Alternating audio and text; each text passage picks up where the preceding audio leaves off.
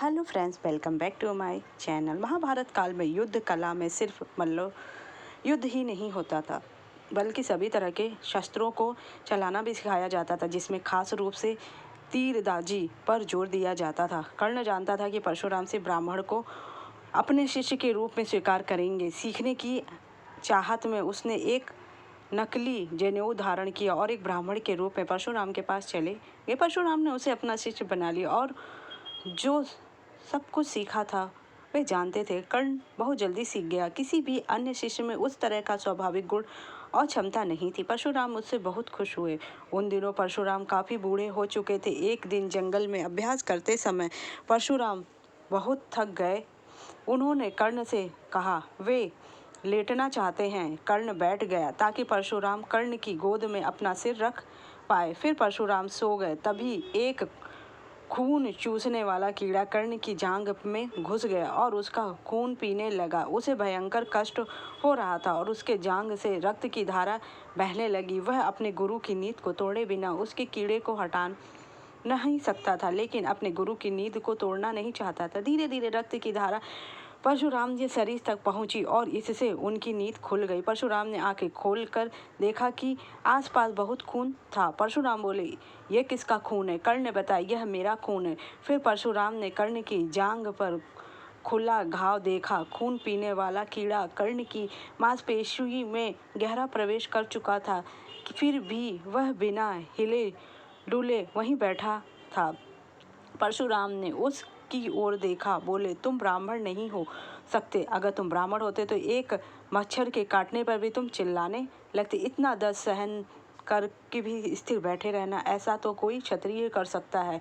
कर्ण बोला, हाँ, मैं ब्राह्मण नहीं हूँ, कृपया मुझ पर क्रोधित ना हो। परशुराम अत्यधिक क्रोध से भर गए। वे बोले, तुमको क्या लगता है तुम एक झूठा जनेऊ पहन के यहाँ आ सकते हो और मुझे धोखा देकर सारी विद्या सीख सकते हो? मैं तुम्हें श्राप देता हूँ। कर्ण बोला, हाँ, मैं एक ब्राह्मण नहीं हूँ, पर मैं क्षत्रिय भी नहीं हूँ, मैं सूतपुत्र हूँ, मैं बस आधा झूठ बोला था। परशुराम ने उसकी बात नहीं सुनी। उस स्थिति को देखते ही वे सत्य जान गए कि कर्ण एक क्षत्रिय। वे बोले, तुमने मुझे धोखा दिया है। जो कुछ मैंने सिखाया है तुम उसका आनंद ले सकते हो, पर जब तुम्हें इसकी सचमुच जरूरत होगी तब तुम सभी मंत्र भूल जाओगे जिनकी तुम्हें जरूरत होगी, और वही तुम्हारा अंत होगा। कर्ण उनके पैरों में गिरकर दया की भीख मांगने लगा। वह बोला, कृपया ऐसा मत कीजिए, मैं आपको धोखा देने की नीयत से नहीं आया था, बस मैं सीखने के लिए बेचैन था और कोई भी सिखाने के लिए तैयार नहीं था। सिर्फ आप ही अकेले ऐसे इंसान हैं जो किसी ऐसे को सिखाने के लिए तैयार हो जो कि क्षत्रिय ना हो। परशुराम का गुस्सा ठंडा हो गया। वह बोले, लेकिन फिर भी तुमने झूठ बोला। तुम्हें अपनी स्थिति मुझे बतानी चाहिए थी। तुमको मुझे ये बात करनी चाहिए थी, पर तुम्हें कभी झूठ नहीं बोलना चाहिए था। मैं श्राप वापस नहीं ले सकता, पर मैं देख सकता हूँ कि तुम्हारी महत्वाकांक्षा राजपाट पाने या शक्तिशाली होने की नहीं है। तुम सिर्फ यश चाहते हो, तुम्हें यश मिलेगा।